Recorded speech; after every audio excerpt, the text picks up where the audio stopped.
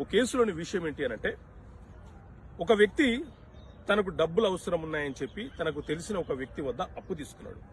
అప్పిచ్చిన వ్యక్తి ఏం చేశాడు అనంటే, అప్పు ఇచ్చినందుకు గాను అతని పేరు మీద ఉన్నటువంటి భూమిని మార్టిగేజ్ చేసుకోకుండా డైరెక్ట్ గా సేల్ డీడ్ చేసుకుని అప్పిచ్చేసినాడు. అప్పు తీసుకున్న వ్యక్తి కొన్ని రోజుల తర్వాత మరణించినాడు. ఇతనిచ్చిన అప్పు చాలా తక్కువ, కానీ ప్రాపర్టీ వాల్యూ కోట్లలో ఉంది.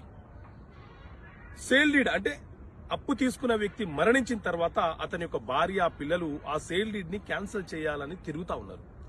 ఇలాంటి సందర్భం ఎదురైనప్పుడు ఆ సేల్ డీడ్ అనేది క్యాన్సిల్ కావడానికి అవకాశం ఉంటుందా అనంటే, మిత్రులారా, ఎప్పుడైనా సరే ఎవరైనా మనకు మోసం చేసి చెక్కులు ఇచ్చి ఆ చెక్కుల యొక్క నెంబర్లను సేల్ డీడ్ లో మెన్షన్ చేసి ఆ చెక్కులు చెల్లుబాటు కాకుండా ఉంటే మనము న్యాయస్థానంలో కోర్టులో కేసు ఫైల్ చేసి ఆ సేల్ డీడ్ ని క్యాన్సిలేషన్ చేయొచ్చు.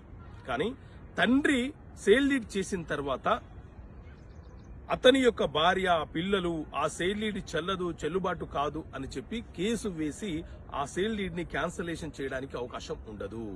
మరి ఇలాంటి అవకాశమే ఉంటే భూమి మీద ప్రతి ఒక్కరూ అమ్మేస్తారు, అతని పిల్లలు అది క్యాన్సిలేషన్ చేయమని న్యాయస్థానంలో కేసు వేస్తారు. కాబట్టి అలాంటి వెసులుబాటు అనేది ఉండదు.